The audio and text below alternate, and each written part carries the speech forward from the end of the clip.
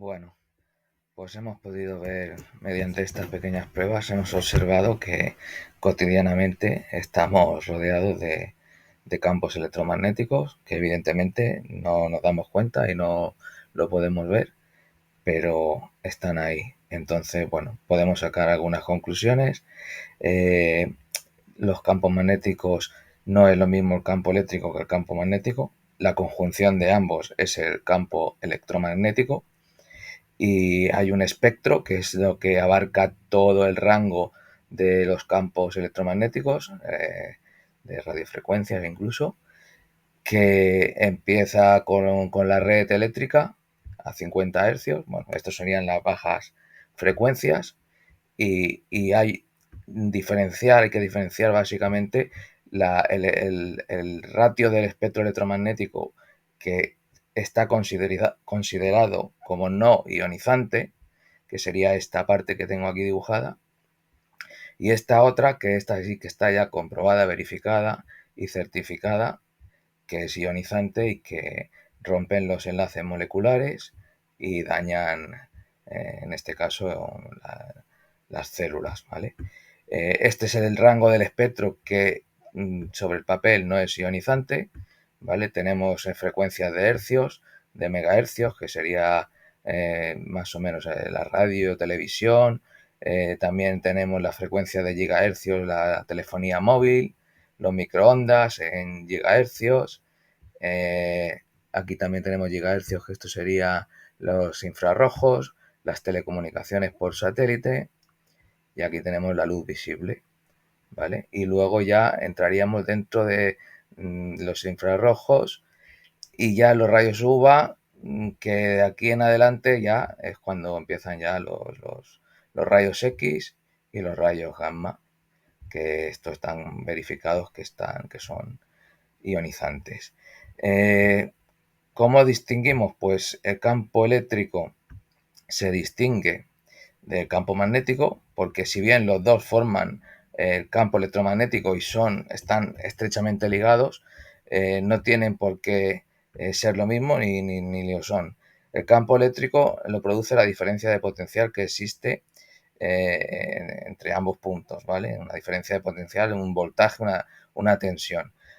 Aunque no haya corriente y no haya una carga que deslice esos electrones, el campo eléctrico existe y se puede leer. Su unidad es el voltios metros. No confundir, porque al ver aquí voltios metros uno entiende, uy, estos son voltios por metro.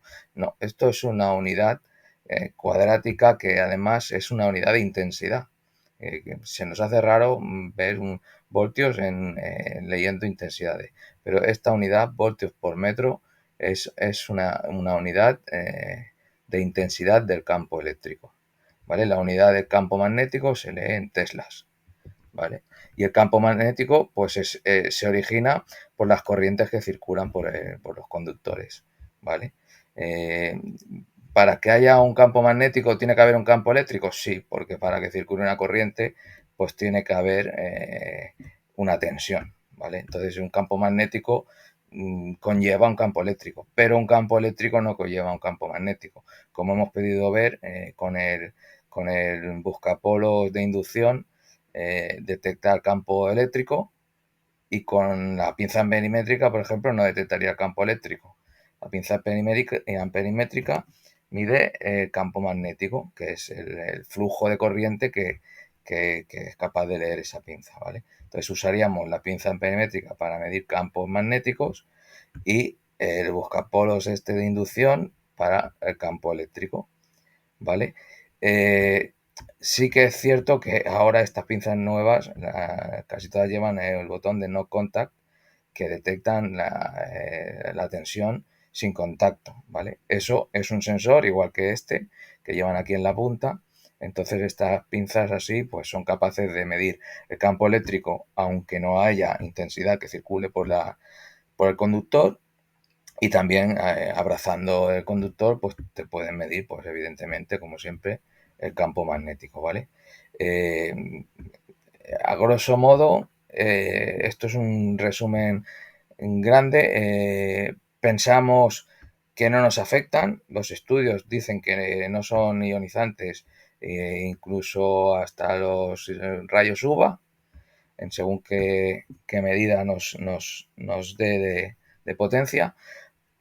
Pero bueno, los estudios que yo he estado leyendo, 3 o 4, tampoco es que me haya dado la vida para leer muchos estudios de espectro electromagnético, pero casi todos te dicen que no se encuentran evidencias, no hay evidencias plausibles, a estas potencias comprobadas no se observan unas evidencias de potencialmente dañinas. Esto es lo que dicen. Ninguno te asevera esto no produce ningún daño. De hecho, aquí en el siguiente diapositiva pongo un estudio, uno es antiguo, lo he buscado y lo he visto por internet, pero nos dice precisamente, creo que se debe de leer, ¿vale? No creo que dañe a nadie el leer este estudio. Esto es la Comisión Internacional de Protección de la Radiación No Ionizante. Que tenga un poquito de tiempo, que se lo pueda leer, es nada, solo es esta hoja.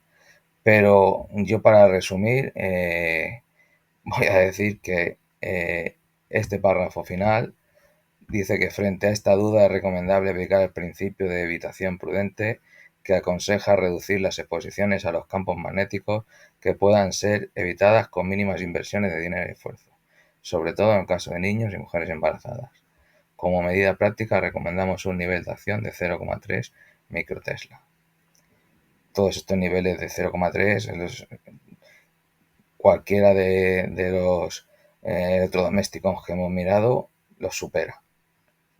Sí que es cierto que es inversamente proporcional a la distancia, ¿vale? Claro, tienes que estar encima.